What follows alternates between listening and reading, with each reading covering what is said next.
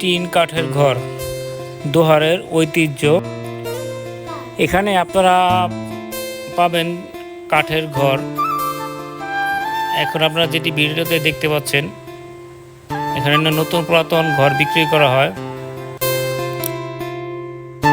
আপনারা এই ঘরগুলো যেখানে পাবেন, ঢাকা জেলা দোহার থানা সুতাপাড়া ইউনিয়ন কাজীচর মোড় এর পাশেই আপনারা পেয়ে যাবেন সুলভ মূল্যে টিন কাঠের ঘর।